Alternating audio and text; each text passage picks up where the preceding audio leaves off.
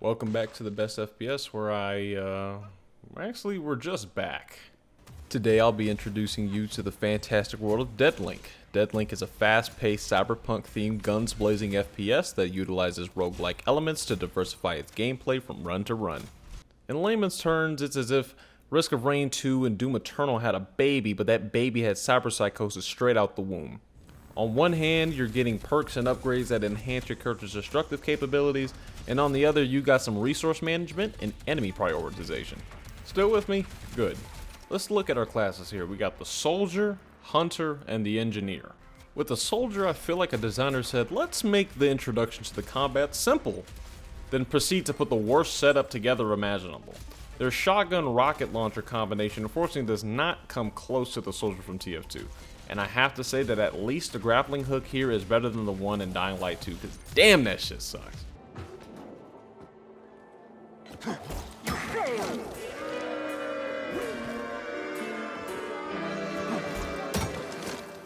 The other ability included with this class is also for close range engagement, so when you pull out a rocket launcher, it doesn't really make sense. Now, typically turret classes aren't my thing in games. Torbjorn from Overwatch, short.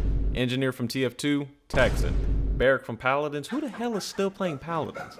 But this nigga, yes sir! Brandishing a beautiful AR and some monkey ass grenade launcher, the Engineer has some fantastic combo potential with his baby turret and electric harpoon of pain.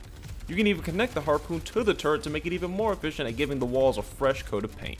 And the best class, the Scout, uses an amazing hand cannon and an arc cannon that ain't too bad. The Scout has an ability to teleport, and the teleportation can make enemies fall out of the air and die from fall damage. The Scout also has a decoy that lets you go invisible so you can deliver some spy levels of ass fuckery. Okay, let me wrap your head around exactly what your brain is seeing before it breaks out of confusion. The gameplay loop consists of entering a room, genociding anything that moves or a separate objective, and a boss at the end of the section.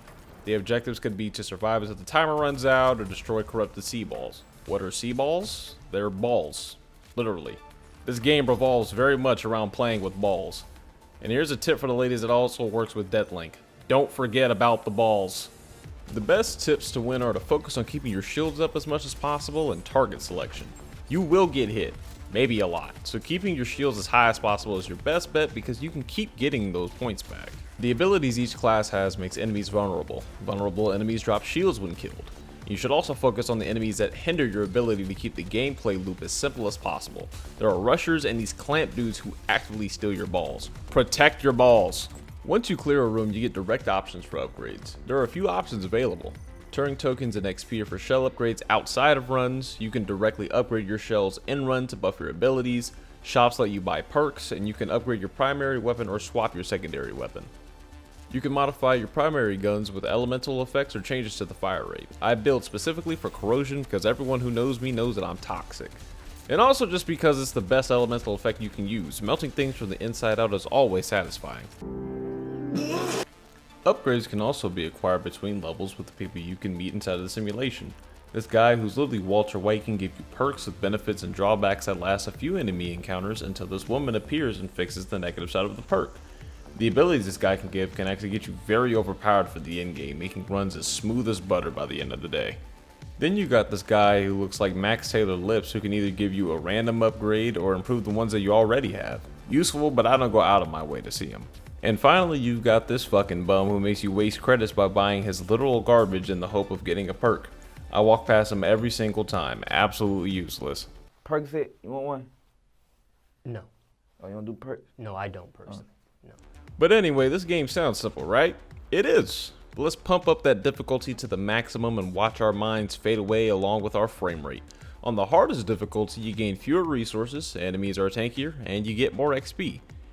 And weirdly enough, things will feel like they've slowed down as you have to think way more about your actions. But you do get the benefit of an old gaming classic, unlockable skins, something that shows you are the master of critical thinking and blowing off heads. I do want to take a second to discuss the world of DeadLink, as each area is tuned to the business that owns it. The first is owned by the Tora, who are the Japanese, a cyberpunk staple. I do feel their area has the most personality as their culture is easily identifiable. Watts Rucker is German and Interport is Russian, but both of them feel like they could be anything. There's nothing necessarily unique to them. Good as the Tora environment is, it has things like Sex Club, which makes me think I get to see some hot cybernetic titties, but no. This game is a fraud and I don't like being lied to. The areas between combat zones also have some environmental destruction, and while not important, it does show that the devs really care. You know, it's the little things. I just wish my girlfriend felt the same way. DeadLink is a must-buy, so go get it before your reality is taken over by a bunch of mega corporations who pay to control and monitor every aspect of your life.